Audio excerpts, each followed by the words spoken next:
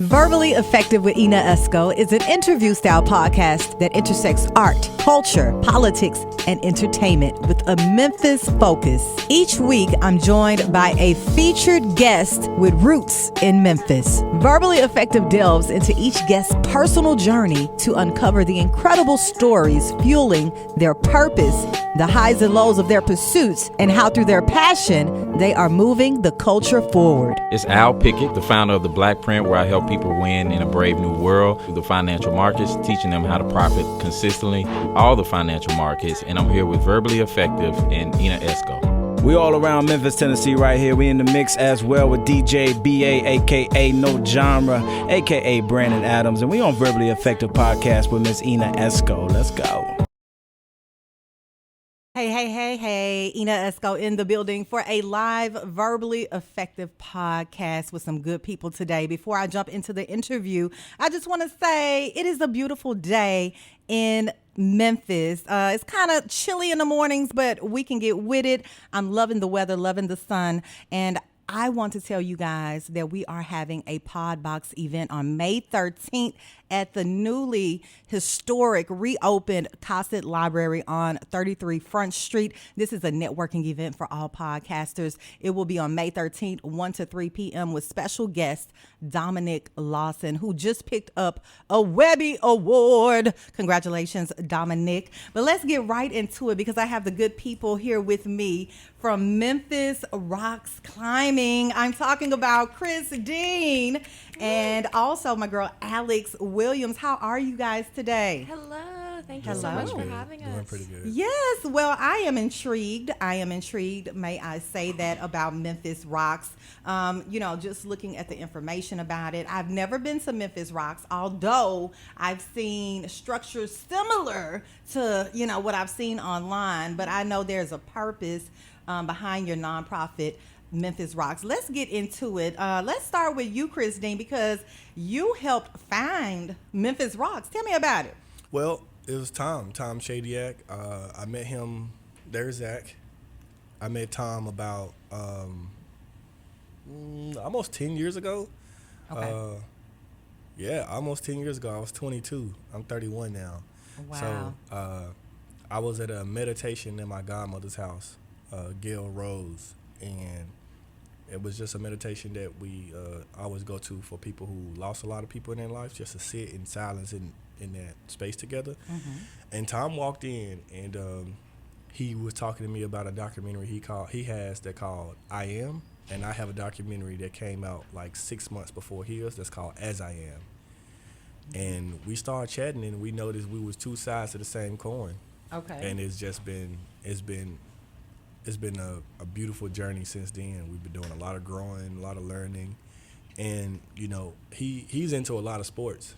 Mm-hmm. Tom is into a lot of sports. Okay. Biking, he can bike 20, 60 miles. Like he can just go. Swimming, surfing, and he wanted to do something because his parents did. His daddy started St. Jude. Wow. Rick Shadyac with Danny Thomas, and his big brother Rick Shadyac is the CEO of Alsec St. Jude right now. Okay. So Tom wanted to come back to Memphis, and he didn't know what he wanted to do, but he knew he needed to do something like St. Jude. He wanted to do something like his father did. He wanted to do something in the South Memphis. He just didn't know. He was drawn to Soulsville, but he didn't speak the language. He didn't. But he would. So we met, and he was like, "Will you help me bring something to South Memphis?" You spoke the language. Oh yeah. Are you from South Memphis? You said, "Hey man, say man." Hey man, say man. Are you from South Memphis? Yes, ma'am. Well, you know what? I spent a lot of time in South Memphis. I am a Lemoyne graduate. Beautiful. And I will say I had a lovely, interesting culture driven time while I was at Lemoyne. So I'm very interested to know why South Memphis? Why is Memphis Rox in South Memphis? First, I'm going to say I'm from South Memphis. I went to Georgia Avenue. I went to Vans. I went to BTW. Okay, so you real South Memphis. Yeah. Come on. Let's go. Yeah, so super South Memphis. The only reason why I didn't go to Lemoyne is because I just needed a break. I just wanted to get out. And even though I only went up the street. I went to Lane in Jackson, Tennessee. Okay, very I similar. didn't even know there was rivals until I got there. Yes. And I was We used to whoop them in basketball. They still whooped them. Yes. And when we had games here, I was on Lemoyne side because No, you were not as a Lane student. Everybody I knew was on this side. I'm in South Memphis now. This is school I go to. But we Okay, back in I South get it. Memphis Because now. you It's know we'll different. kick you out the gym. Oh yeah, they did. I know, right? And they did. Okay. But what was the question? I'm sorry. Why South Memphis? Why is Memphis Rox located? South Memphis is a perfect location. I mean, growing up, only thing we had basketball and football every corner you can go around, and you might get a glimpse of the tennis court on right off Crump if you look hard enough behind that park, but you ain't never see no black folks over there, But and if you was going down Southern, you'll get a glimpse of the other tennis court when you was going to the mall. Right there on Southern, Right. But it wasn't nothing. It wasn't for us. Yeah. And somehow it could be right there in front of you, and you just got a vibe like it ain't for you, right? And so when Tom came to South Memphis, he was like, I bought 2 buildings. I have no idea what I want to do with them. And his first thing was like, I want to put a 50-foot wave pool, and I was like, well, I can't swim, so I'm not your guy. I'm not your guy. Pool. And but after traveling, and I remember we went to Colorado, and he was like, what about BMX? I was like, I like bikes, and all my friends like bikes. We ride through the hood and jumping, popping wheelies, bunny hopping, we called it, or whatever. And so,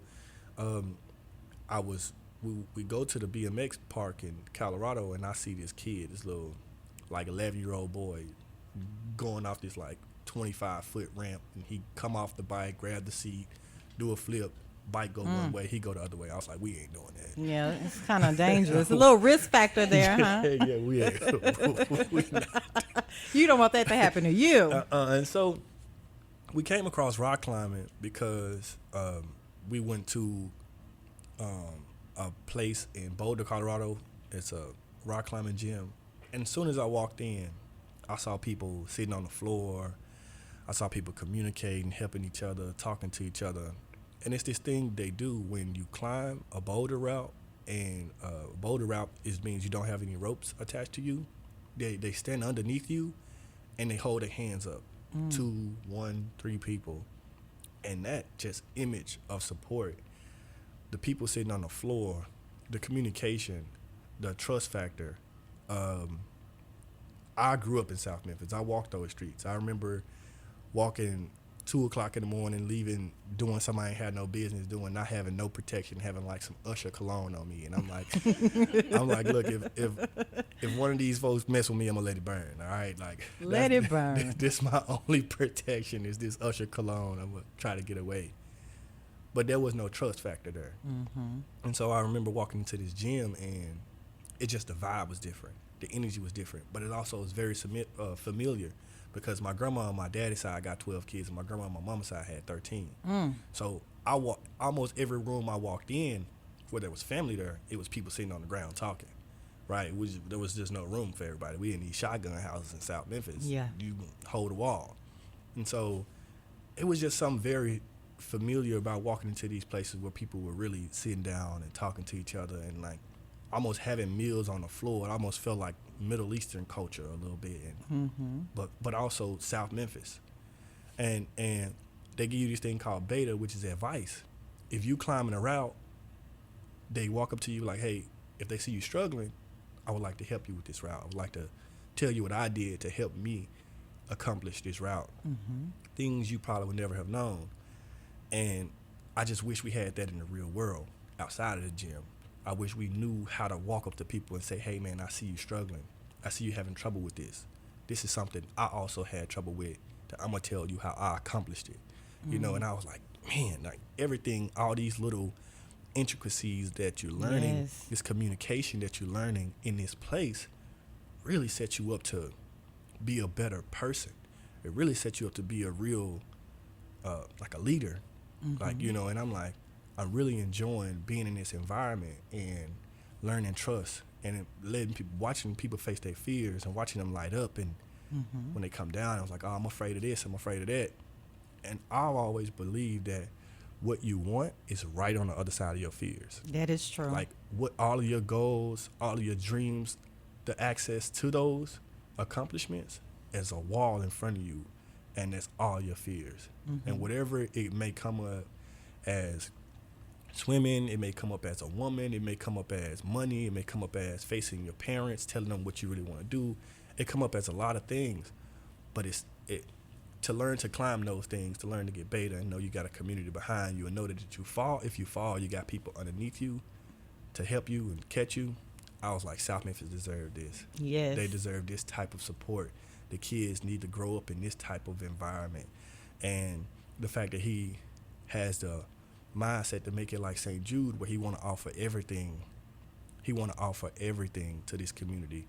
Anybody who can't afford it, money is not an issue. It's not even a thought. Like, we want to depend on the kindness of the world to support this community. And I don't think it has been displayed like this ever, that these kids deserve this opportunity. And the fact that now that rock climbing is in the Olympics, I see even more opportunity for these young kids to make it. And just to be honest, white people do it, and they get paid doing it. They make a living from it.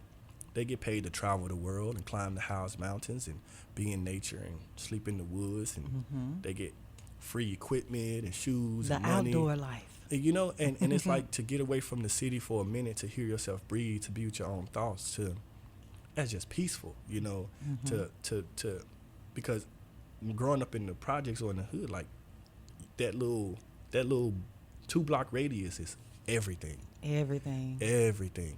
And when you come into a rock climbing gym, it introduces you into climbing. And then you get to be around people that don't look like you, who have access to the outside. And these people are just cut different.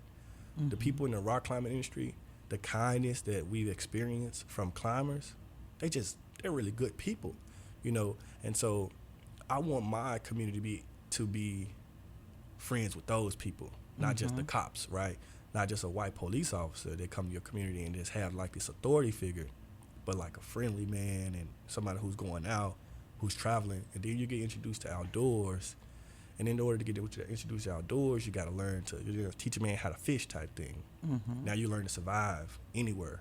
How everybody always talk about, if you take me to a jungle, I come out with a mink, but they don't know how to start a fire. They don't know how to survive. Right, the basics. You really get to learn those things. And you feel just a different type of accomplishment when you can survive on your own, you know. So it's just been all the perks, all the benefits. Yes. And next thing you know, we out in Bozeman, Montana, ice climbing frozen waterfalls. Oh, wow. And with a group of black kids from South Memphis. And it's natural to them. And they've been all around the United States. And this little neighborhood has turned to this 2-block radius that they felt about this neighborhood. Now it feels that way about 50 states. Like, oh, I'm just in America. I'm trying to go overseas. I'm like, that's what I'm talking about. Like, yes. That they just change people. And I've seen so many young people change, grow. Not change. They haven't changed. They've grown. They've had the space to grow. So it's just been a beautiful experience. And why not South Memphis? It sounds beautiful. Why not South Memphis? Yeah. I mean, just to listen to your story and about Memphis Rox, I mean, it's amazing that you're exposing, you know, an entire generation, an entire different community to this type of, will we call it a sport? It's a sport. It's a sport. Like, they got shoes, like it ain't Nike. Yeah. It ain't Reebok. Rock yet, climbing. But they got rock climbing shoes. They got Red Bull, Monster Energy drink. You can still come in here and conquer the rock climbing industry and get signed and make a living and, you know, buy your cars and your jewelry, whatever you want, you can buy it. It's just a different opportunity, except being one of a million people who gonna get drafted. Those 60 young men who get drafted. You don't have to go through that process. Right, and you hardly ever hear about us participating in a sport such as rock climbing. And that's so why we you guys are exposing, and you know, you're leading the culture in this. Chris Dean over here at Memphis Rox. How have you changed since you've joined Memphis Rox? There's been so many ways that I've learned patience, you know, and I've learned to really appreciate myself and step back from all of the, like, one thing I've known growing up in South Memphis, I think it taught me that nobody really cared. Like deep down, like, people are going to keep their head on a swivel and keep going. And they really don't do handouts, right? They expect that almost for you to have your hand out. And I think it gave me a different type of strength to reach within and reach within my community. And I think, you know, a lot of my friends, the image of success for them is making it out of Memphis. But it's changed my perspective to make Memphis a destination, right? And so I just grown. I have a son now. It's given me a stable income for the last 8 years. Never knew what that would feel like. You know, it given me a family outside of like my bloodline, people who don't look like me, giving me an opportunity to give back to my community in my own way, not how people want me to give back or how people expect it. I have an opportunity to show like my true personality and be myself, you know, and I've always hoped that it'll be a job to pay you to be yourself. They say if you do what you love, you never have to work. So I really feel like I haven't had a job for the last 10 years. That's amazing. So it's been a lot of growing going on. I've also, like, Tom is a filmmaker. So I've been able to make films and you know, I'm really not like participating in like the popularity contest, but I still get to do what I love.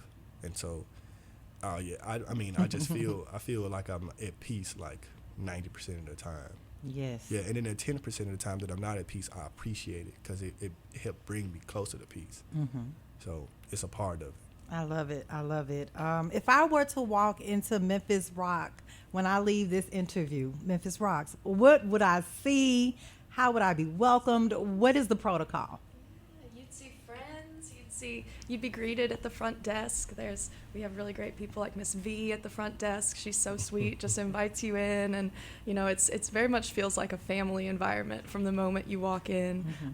You know, like Chris said, people are sitting on the floor, people are looking up at their friends climbing, cheering them on. Yeah, that's one thing, is that the youth climbing team is a really awesome climbing team. So and the donations that we receive help fund climbers on the climbing team who may not be able to afford, you know, the expensive climbing equipment and the out-of-town costs, you know, that go into it. So that's really cool that we've been able to see some youth climbers. Like one of our youth climbers, Aiden, has gotten amazing. He is, you know, one of the best climbers at the gym, and over the years he's really grown. And he's featured in one of the documentaries as well. Which documentary, Chris, is he featured in? Is it Black Diamond? I think it's Black Diamond. And just to piggyback on this point she's making about Aiden, like, Memphis Rox has been in South Memphis for 5 years now. Even in our like third year, Aiden was competing, getting first and second place in like competition versus kids who've been climbing their whole life. Yeah, he was. Aiden's a natural. Oh my gosh, it's amazing, and he's one of the favorites on social media as well. Like, you know, if you see whenever we post about Aiden, everybody loves Aiden, because just, you know, being able to see, and in the documentary as well, there's a number of documentaries that Memphis Rox has been able to be featured in through our sponsors, and because Tom is such a great filmmaker, and the, you know, people that he mentors, or like Chris, are amazing creatives and really amazing in that industry. So yeah, we've been able to make some really cool creative stories together. And it's all inclusive at Memphis Rox. So it's not just for, you know, the youth or myself. It spans over generations, correct? You see every color of the rainbow when you walk in there. Every different religion. Ages. And there's people sitting at the juice bar eating sandwiches. A couple homeless people might be there eating sandwiches. We give free coffee. We give free lunch every day. We give out about 100 free sandwiches every day, and if they don't want those sandwiches that we give out for free, they also come in and get a sandwich. We got pizza. The juice bar is really good. Also, if you're looking for somewhere to eat, it's called Juice Almighty, named, you know, after one of Tom's movies is Bruce Almighty. So wow, yeah, interesting. So Well, you know what? We're going to take a short break. And when we come back, one of the things I mentioned to you all is that you're killing it on social media. All of, the pictures, the reels, you all have been all over the world. You have some important programs that you guys, want to share with the world. So we're going to talk a little bit about that in about 20 seconds, okay? Sounds good. All right, I have Memphis Rox Climbing in the building with me, a nonprofit that is really, changing the culture in South Memphis and beyond. And we're going to talk more to them very shortly right here on Verbally Effective. WYXR is supported by the Museum of Science and History, presenting Laser Live, which brings live music and laser light effects together for a live concert series in the Mosh AutoZone Dome at the Sharp Planetarium. Laser Live begins May 13th with Hope Claiborne and Soul Scrimmage. More information at moshmemphis.com. Did you know you could donate your vehicle and support WYXR at the same time? We offer free pickup and it's tax deductible. Go to cars.wyxr.org to donate your car today. You're listening to WYXR 91.7 FM Memphis, powered by the Crosstown Radio Partnership between the Daily Memphian, Crosstown Concourse, and the University of Memphis. WYXR 91.7 FM Memphis, your double E, Ina Esco, here with Verbally Effective Live. I have with me Memphis Rox in the building, nonprofit. They are experts in the sport of rock climbing, and they're bringing it to the community. They've been in business for 5 years, and we're going to talk about their programs that they have. Who would like to share with me? I have Zach Rogers here, the executive director, Alex Williams in PR, community development, and Chris Dean, one of the actual founders here. Hey, Zach. Hey, how are you doing? I am wonderful. How are you? I'm doing great. Thank you so much for having us. Yes, you guys' story, the entire nonprofit is so inspirational. I know you guys have some pretty good programs that you all have instituted. Let's talk about that for a second. Yeah, so most of our programs come out of our desire to listen to what the needs of the community are. So something that we always try to do is just like, what do you all need from us? Like, what can we do to be that conduit to provide support specifically to like the youth of the community and the people that raise and support them. And so like that's manifested in several different ways, but the main ones are like just basic needs and mentorship and support and community. So like first off, Memphis Rox itself, the sport of climbing kind of originated as a counterculture movement. It was people that weren't included in typical society. It was those people that were considered outcasts. And so when you think of climbers and that support structure that's like inherent to the sport, it was born out of that need. It was a need for people to feel community and to feel like they were part of something bigger and something that they had a shared interest in.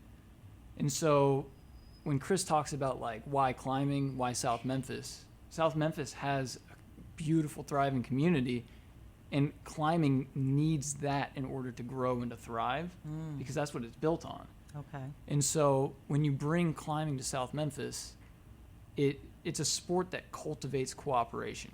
So you see other sports where people are competing against each other constantly. It's about beating the other person. It's about being better. And climbing is really weird because they have competitions where people try to win and be the best climber. But in the process of actually competing, they're cooperating. So you'll see the best climbers in the world, they get to look at a boulder problem before they climb it. And they'll sit there and talk to each other about how they would climb it. And if you don't share your thoughts on how best to approach that problem, you're considered cheating. Because you're not sharing what you know with others. You're not sharing your knowledge, your experience, the things that you think would be best for everyone to have a fair shake. You have to participate. You have to participate, and you have to do it in a way that benefits everyone. Okay. And so that's kind of unique to sport in a lot of ways. And so there's also the natural support of you're either holding the rope that is literally supporting someone's life 50 feet in the air, or you're providing or a safe space for them to land if they're bouldering. And so the first program that One Family Memphis, which is the nonprofit that Memphis Rox is underneath, put together was the gym. And the gym, the main goal of that gym was to provide a bridge for those relationships to be built and to span those across communities, because like when you look at where climbing gyms are located, they're always put in rich, affluent, white neighborhoods. I was about to say, where are they? White neighborhoods, and the Okay. ones where the most money exists. So like our gym was intentionally not put in one of those locations. And the reason for that is like we want to provide access to the community that's immediately there. So when you talk about different demographics, anyone that's over, I think it's 60 in our neighborhood, they have a free membership to our gym. They can Okay. come in and they can work out. We have a full workout facility. They don't have to climb. Now, if they want to climb, we'll definitely get them on the wall. John Hawk will personally take that as a challenge. But Do they come over 60? Have they Oh yeah. participated? Oh yeah, we've got quite a few. We even have some paying members that are over that age, and because it's a low impact sport when you get on the wall with ropes. But the other part to that is like we want to make sure that the immediate community has a safe space to go where there's a natural system built to cultivate a community that's across socioeconomic backgrounds. So we have people that climb. You have it's a very white sport. So white people are going to have to come to South Memphis to do their climbing if they want to come to Memphis Rox to get their climbs in. Okay. It's creating a natural bridge between communities where people actually are sitting down talking. Like Chris said, something that really appealed to him was that idea of sitting on the floor and talking about like life and everything that's going on. When you're bouldering in a climbing gym, there's only so much climbing you can do if you're all climbing the same route. So sometimes you'll have 5 people working on the same problem on the wall, but when they're not on the wall, yeah, they'll talk about climbing, but the rest of it is talking about like what they've got going on this weekend, where they're going to go outdoors, the fun stuff they're going to do, what's a good place to eat in Memphis. Like there's all these just real life conversations that go on in the interim in between the climbing. And so when you actually have people from South Memphis sitting down with people from Germantown, sitting down with people from East Memphis, Midtown, all the different parts of Memphis, I think that's really what makes our gym unique and what makes this program so successful is because we've had people from South Memphis go outdoor climbing with people from Collierville that like would have never met each other before. True. And so now they're in the same space over a shared interest and also just the ability to have access to a facility like ours, which is a state-of-the-art facility that would cost huge amounts of money anywhere else. Well, because that accessibility has been created and that space is there, now like there's new relationships being formed. And so from there, we also started to hear about some other needs from the immediate community. So we started a community closet, and that is to meet the needs of like the day-to-day items that people need in their homes. So like cleaning supplies, toiletries, simple food items, clothing. Like in the winter, people need coats, jackets. I mean, there's a Yes. huge need for just basic stuff, especially with the state of like the economy now and availability to jobs in South Memphis. Like if you look Yeah. at our neighborhood, how many jobs are in a mile radius? Not many, because let me tell you, when I attended college in South Memphis, the neighborhood looks a little different, but not much. Not much. Not much. I would have never imagined that for that particular neighborhood, Got but so much potential. a lot of potential. Yeah, but I'm glad Memphis Rox is there. Yeah, We're gonna but pull some more folks in. We're gonna pull some more jobs in. We want to do more than Memphis Rox. I hope he's about to get to it. We want to. Our goal is, like you said, we're filmmakers. I'm a filmmaker. Tom's a filmmaker. We have Josh Cannon, a filmmaker, and all these creative people that work with us are. Memphis Rox is where we are now, but we want to do Memphis Mountaintop Media. We want to be a nonprofit film studio. They always talk about how black people look in the media, how Hollywood controls entertainment. Well, we want to control our own bit of entertainment. You see what is done for Atlanta. You see what Tyler Perry has done, all those jobs Yes. he providing, and you see what is done for even Nashville. All those weddings and shows we don't watch, Yeah. it's going good. So we want to represent something in Memphis. We want to have the first nonprofit film studio, and we want to provide those jobs to South Memphis. Yeah, tell Tom to use the other building for a big studio, Yeah, movie exactly. studio. It's in the Exactly. works. I see it happening. Yeah. You guys got a lot of good content It's gonna and be stories. It's gonna be hundreds of thousands. a lot of jobs. storytelling. Even now, like we can tell stories about our community, but we are creative in the way where I write films. I have 5 films I'm writing and making that none of them particularly is about South Memphis, or like there's not going to be like a Ghetto Boys type version. It's going to be life as as an African American man, like how what I've experienced, and good and bad, and some trippy stuff. Like might make a black man an astronaut. Okay. We're gonna do some crazy Let's stuff. do it. Okay, I would love to see that. Yeah. Yeah. Create. I mean, Chris made a great point too. Like, the jobs are the point. From day one, providing, a good paying job in South Memphis and hiring from within the community. Like, that's super important. And when we opened our doors at Memphis Rox, like, we didn't go out and search for rock climbers to come work in our gym. Like, we didn't even do that. We opened up the application process to South Memphis first. And so we brought in what we needed from the industry to function. A route setter in Josh Jimenez and John Hawk as the director of operations. And outside of that, we said, okay, let's train some people from South Memphis. And so it was challenging just because getting up off the ground and teaching people climbing, like the hard skills of climbing, like how to tie the knots, how to belay, what to look for in terms of like safety. Those things took a little bit more time because we weren't going with someone that had a base knowledge in climbing. But in terms of building community, there's no replacement. Like, when you walk into our gym, it is a very different feeling than any other gym in the country or the world. And if you ask other people that come here from different states, that's the first thing they'll remark upon is like, dang, Memphis Rox feels really different and really cool. Wow. And it's because of that idea of like building from within the community, allowing the community to like tell us what the needs are, but also allowing ourselves to become part of the community, not try to change or say like we're here to fix the community. That's not how we function. Gotcha. And I was going to ask that when you guys first opened, how was that transition of getting people to come and participate? I know there had to be like a learning curve, a bit of, like you just mentioned, you had to do all of these trainings and teachings, but it's getting a little easier, right? 5 years in. In our first year, I think we had over like 200,000 check-ins. That's right? a lot. Yeah, that's a lot. Cause they were intrigued. Yeah, because it's 700,000 people in Memphis, and we have 200,000 check-ins. That's a lot of people to come to a gym. So people want to say, this ain't for black folks, this ain't, but what? This is exciting. This is new. It's an opportunity, and it's fun. It's you learn so much, and I just think we've been getting some good feedback from our community, and like we talk about, like kids like Aiden, that's what it's about. Letting young people grow up in a community where this is available. Whether they choose it or not, it's a choice. It's one more choice that little black girl got, other than what's already there. And we're right across the street from Stax Museum. Okay. When those kids get out of school, like you said, when you was in college, where you had to go?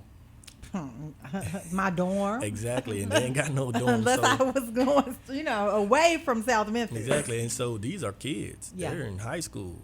Their parents come get them around 4:30, 5 o'clock. They get out of school at 3. You got an hour and a half of fun and adventure.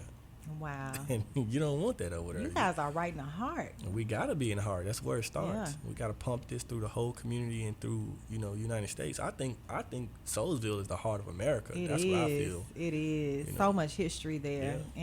And a lot of people are really doing some great things like Memphis Rox to make it even better. So I have hopes and dreams for South Memphis, and you all are a part of it. Like, I'm feeling really good inside today listening to everything you all are saying. Hey, I got to bring this up because I want to know. Let's talk about safety. I know that you guys are training people beforehand, but like you all have mentioned, you all have been all over the world traveling, climbing these mountains and stuff. Have you all ever had any like scary moments? Like out in the woods and stuff? Yes, let's talk about that. Well, I haven't, but Malik got ran up on by a bear. A bear? Yeah. Oh, my. Yeah, Malik, we got to give you his information so he can tell his story, but he survived without a scratch. So it was. Did the bear attack him? Nah. It was dark and it was raining, and he was climbing with one of the best climbers in the world, and he had his bear spray and everything he needed, but, he got lost. He didn't know where he was going, and he looked up, and there it was, 7 foot tall, just staring at him. That would be the scariest moment of my life. I mean, he said he wanted to meet the Grizzlies, so. He met the Grizzlies. Well, okay, I know. John Morant, but I guess it has to do. Have you had any of the Grizzlies stop by? Not yet. We Not really yet? trying to get a little grit and grind night going on and trying that to would get be great. You know, the rock climbing is very gritty, and it's a grinding sport, and it's it fits in with the community, and the Grind Factory, which is the FedEx Forum. Mm-hmm. We're gonna get hopefully soon. I like our gritty players. I like David Roddy. Big body Roddy. I feel like he'll be a good climber. Big body. Yeah, I like players like that. We don't want to just get a player just because they play basketball. We want to really who they are and that determination that they have. We want to also let them fall in love with rock climbing because it'd be fun for them and good sport for them. Yeah, I think they would love it. Yeah. I think they would love it and embrace it. It's a team building sport as well. Yeah. So like, definitely, just like basketball. And I'm glad you brought up the Grizzlies because we are about to get into Amen, say man. Repeat after me, Chris Dean. Amen, say man. Let me hear it in your best South Memphis voice. Amen, say man. I like it. Okay, Alex, I want to hear your amen, say man. Oh, amen, say man. Okay, Zach, amen, say man. Amen, say man. Come on, Zach. This is a moment of transparency between all of us on Verbally Effective Podcast. Let's start with Chris. You brought up the Grizzlies. It was just stated yesterday in the press, and I don't know if it's been confirmed yet, that, we just came off of the playoffs. We lost to LA. First round. And they're saying that Dylan Brooks will not be welcomed back next season to the Grizzlies. The one that was talking noise about LeBron James. The one that called LeBron James old. Who is Dylan Brooks? No, I love Dylan, man. Okay, one after he said that, it went downhill. No, I got love for Dylan. I appreciate the years we had him. We got rid of Tony Allen the year we got Dylan Brooks. We traded him to New Orleans. I remember, and Dylan Brooks was gonna be our young goat, our dog, and he was defensive.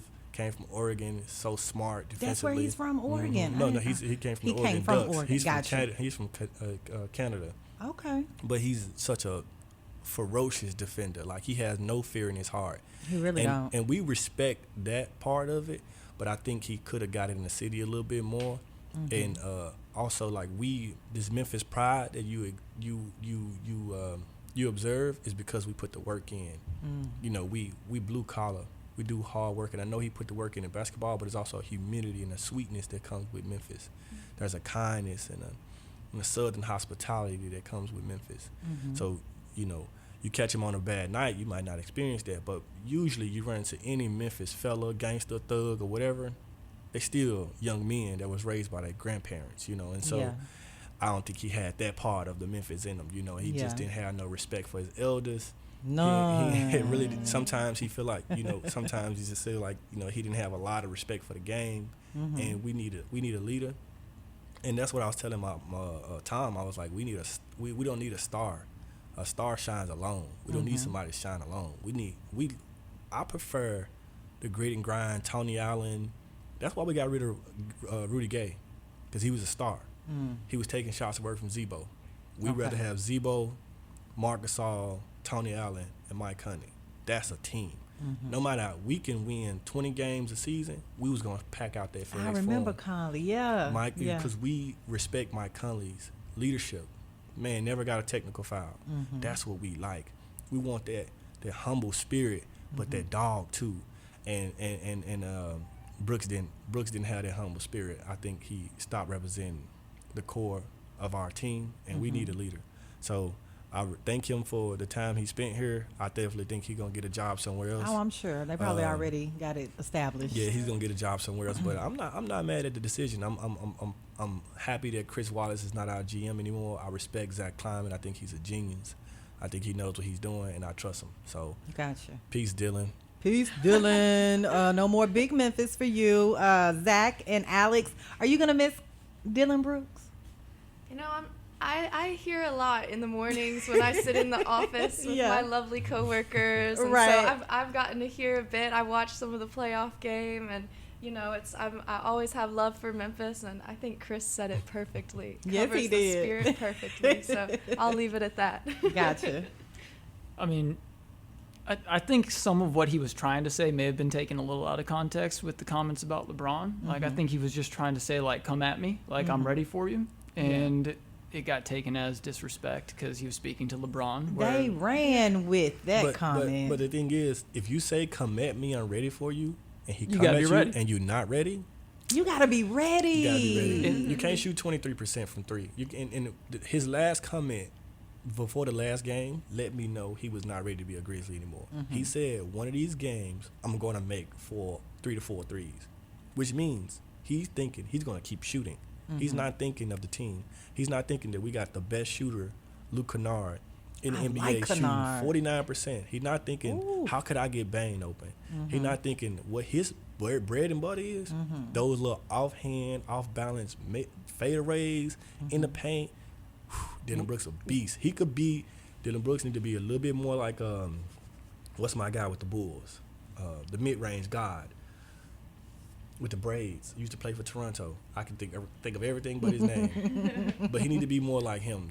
He need to be more mid-range. Just take one step in. And even when they saw him, that's all. His last comment let us know he didn't want to be a great. He's going to keep taking them shots. His confidence is... Yeah. Especially while shooting 30% from the floor in the series. Like, he wasn't 22%. His confidence has been shot. He needs to go to Memphis Rox and gain his confidence back. Yeah. Well, thank you guys for giving me your honest thoughts on Amen, Say Man. I love the way all of you have said Amen, Say Man, and your commentary behind it with Dylan Brooks with the Memphis Grizzlies. How can everyone follow Memphis Rox and, see all of the programming, how you have changed lives in South Memphis and beyond, how you are building community? How can we follow that particular journey and donate? Yeah, so you can follow us on social media. We're really active on Instagram. We Very have quite active. a few Kudos. followers. Kudos to you Thank guys. you. You guys are like over 18,000. Yeah, they people who've been in this position have done a really great job, and the climbing community has really, been amazing, and we're really grateful for all of our supporters. So yeah, follow us on Instagram, Memphis Rox Climbing, Facebook. Send us a message if you listened. We'd love to say hey. And we're also, we are on a pay what you can basis, so we rely on donations. So if you want to help support the community, support a climber, make sure they have a meal before they climb, you can donate at memphisrox.org/donate, or on social media. There's multiple ways. So yeah, we're doing a monthly donor push right now. We're trying to get as many monthly donors as we can.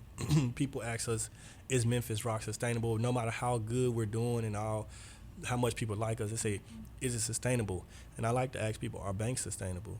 Banks are not sustainable. What makes things sustainable is if you believe in it. So if you believe in Memphis Rox, you believe in what we're doing, you believe in Soulsville, become a monthly donor.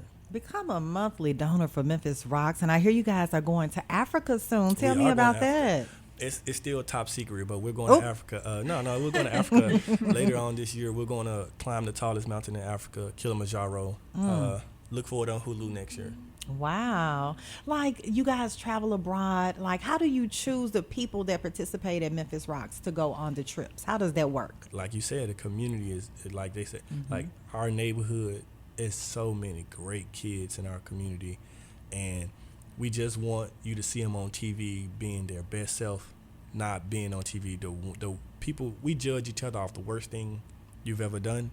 And they put you on TV and say, this is the worst thing this person has ever done in his life. Please judge him. And if you see him, remind him. It's terrible how we treat each other. And it's terrible how they treat the black man in this world. So we want to put our kids on TV and them being their best self, black women and young men. And they're just, it's hard to not choose. It's hard to okay, we only can take 10, and that's the hardest job. But we only can take 15. And it's 1,000 kids, 1,000 people in this neighborhood who just come to Memphis Rox and they light up and they have a great time and have fun, and you see their personality and what their likes are, and just hear them checking, and you remember all the promise you had when you was you was their age. So it's hard not to choose. So we're going to try to take about 10 to 15, and but it won't be the only trip. So just keep being your best self, keep showing up, and they're coming. The opportunities are coming. It's still the beginning. Like we said, Memphis Rox rock climbing is an Olympic sport now, and we're gonna need somebody to represent us. We need somebody to represent Soulsville out there. So Yeah. that's the goal. Yes, I love it. I love it. Any last words for you, Christine, Alex Williams, and Zach Rogers on Memphis Rox and I would beyond? like to say thank you for this opportunity. You're Thank you welcome. for this platform, and thank you for whoever is listening. You know, please just interact with us more. And you got to come to Memphis Rox for sure. I'm coming. Yeah, you gotta Look, come. I'm a former athlete. I think I can climb Bring your Mount boys. Everest if I want to. But Hold I'm going on. to bring the boys for Bring your real. boys, We'll for see sure. They you would at love it. Kilimanjaro, too. You'll Yes, be on the yes. plane. I'm not scared. I want to do it. Like, I like that type of, like on the other side of fear, like we were Yeah, talking about. life. Yes, yes. Okay. Make sure you guys follow Memphis Rox, donate, participate, help them build community. This is a non-profit climbing gym in South Memphis. Let's support everything that they're doing. I think Dylan Brooks may sign up before he leaves because, like we said, Come on, Brooks. Come on, Brooks. Come And grind. come on, Memphis Grizzlies. Participate Grizz. and help them grow their programming. Grit and grind. I want to thank you guys so much for joining me today on the Verbally Effective Podcast. I think your nonprofit with Memphis Rox is amazing. I'm coming very soon with the boys. Yes. And we'll see what they do and how that will change their lives, and maybe they can travel abroad as well. But I really appreciate you guys for coming by, and I want to thank everyone on WYXR for listening to Verbally Effective Live. Be sure to follow the podcast and subscribe on all streaming platforms. Subscribe to that Ina Esco YouTube channel as well, and don't forget about Podbox on May 13th at the historic Cosset Library. This is a networking event for local podcasters. We want to see you in the building with Memphis Media on May 13th from 1 to 3 p.m. I want to shout out Memphis Rox again for joining me today on the podcast, and I'll see you guys on Sunday. Thank you.